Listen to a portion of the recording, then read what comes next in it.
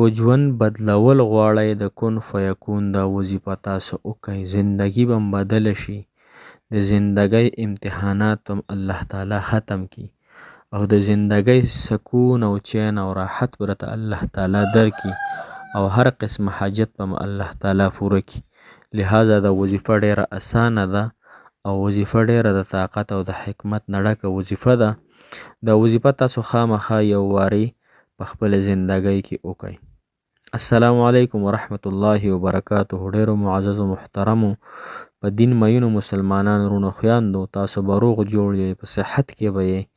الله جل شانه هم همیشه خوشحاله و آباد تر و تازه کامیاب لره.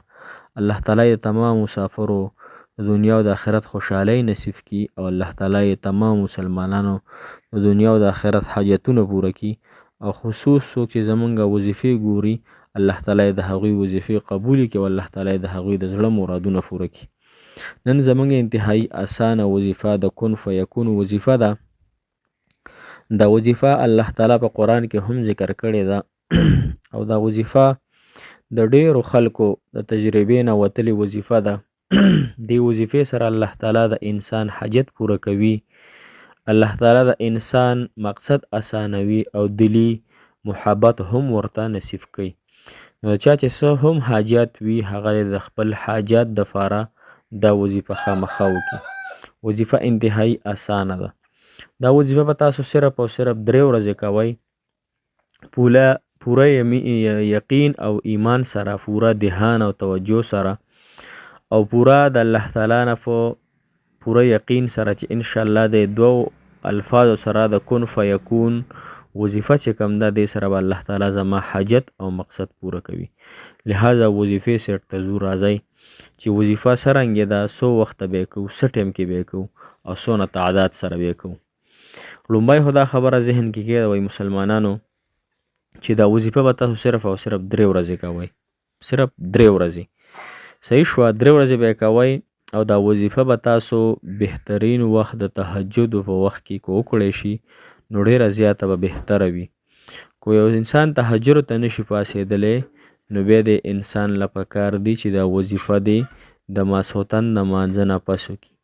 د ماسخوتن د مانځه نه پس ځکه چې دغه وخت کې ډیر زیات برکت هم او دا وخت ډیر زیات اوږد هم دی او بل دا چې دغه وخت کې خلک هم اوده وي، خاموشي وي، نو تا به څوک فاضابوي هم نه، څوک به دې خبرې هم د سره څوک نه کوي او به ته به پوره دهان او توجه سره دا وظیفه د ماسخوتن د مانځه نه پس وکړي.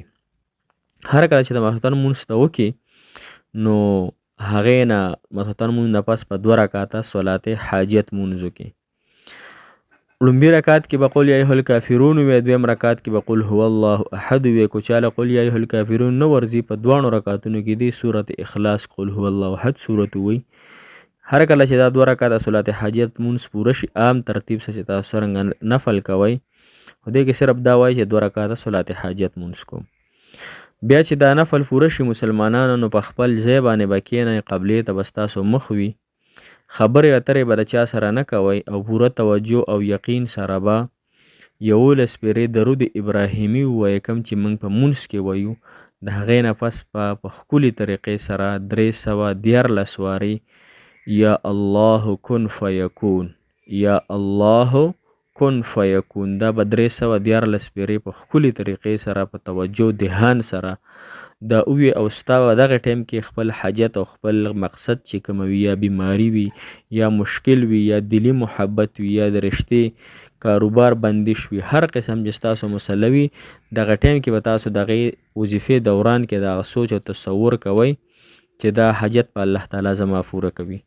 هغې نه پس په چې 314 پیرې د الله یا الله کن فیکون وظیفه دې وکړه بیا به 11 پیرې درود ابراهیمي ښکلې طریقې سره وي دا او د هغې نه پس په بیا دعا د لپاره لاس پورته کړي. نو چې کله دعا غواړي نو دعا نه مخکې به د الله تعالی صفات بیان کړي. ګوره الله تعالی داسې صفات په بیان کې 3 څلورې یا الله ته ډېر خالق ذات ای الله ته ډېر رحیم او کریم ذات الله ستا خزانې لوی دي، ستا ذات لوی دی الله، ستا د ذات په مقابله کې او ستا د رحمت او ستا د خزانو په مقابله کې زما د حاجت هیڅ حیثیت نه لري، لهذا الله زما د حاجت پوره کړي. دا به وي د هغې نه پس په 3 پیرې بیا درود شریف وي، بیا به دعا وغواړي. دعا نه مخکې به 11 پیرې یا ارحم الراحمین یا ارحم الراحمین دا به 11 کرتې وي.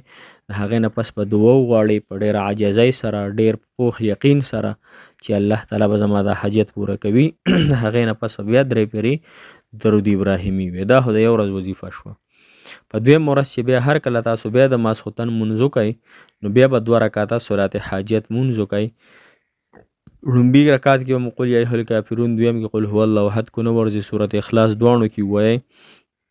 د هغې نه پس بیا دغه رنګې په تحیاتو په شکل کې کینی او دا وظیفه به ته بیا وکړي 101 مرتبه، یعنی 101 مرتبه یا الله کن فیکون یا الله کن فیکون 101 مرتبه مخکې وروسته به 11 پیرې درود ابراهیمي وي. بیا چې دی نو 11 پیرې درود ابراهیمي دعا دپاره وي. دعا اخر ته وړومبي کې دا خپل قانون او دا خپله مشغله جوړه کړئ چې درود شریف ته خامخا مخکې وروسته دعا نه وایي، ځکه چې دې سره الله تعالی د انسان حاجت پوره کوي او د درود شریف د الله تعالی په دربار کې قبول شوي دي. نو چې درود شریف قبول شوي دي نو د الله تعالی بیا دعا هم د انسان الله تعالی قبلوي. دغه رنګې به تاسو دا وکئ او یا ارحم الراحمین هم په خپله دعا کې تاسو به شامل حال کوئ 11 کرته. په 3 ورځ باندې بیا دغه رنګې 2 رکعته صلات حاجت مونځ وکئ. لومبي کې قل هو الله احد، دویم کې بیا چې دی 11 پیرې درود ابراهیمي بیا 8 مرتبه 86 مرتبه بیا وی یا الله کن فیکون. دا به وظیفه وکړي په صحیح طریقې سره. بیا به 11 پیرې درود شریف وي، بیا به چې دی درود شریف وي او بیا به د الله تعالی نه خپله دعا او حاجت طلب کړي. یا ارحم الراحمین لفظ د نه ایر نشي، دا به پکې هم وایي.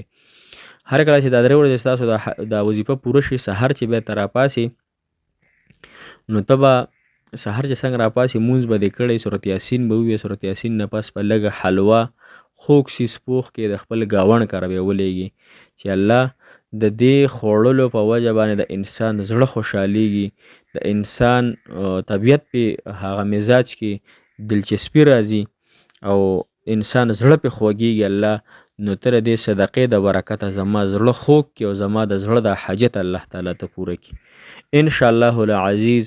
چې د دې ورځو کې دننه به الله تعالی ستاسو هر رنګي هغه مشکل او سخت حاجت پوره کړي او ستاسو د زړه ارمان به الله تعالی پوره کړي. لہذا وظیفه اسانه ده، خامخا وکړئ. الله تعالی مرته همیشه دپاره خوشحاله ساته، آباد ساته. الله تعالی ستاسو د زړه مرادونه پوره کړي، د زړه حاجت ته الله تعالی پوره کړي.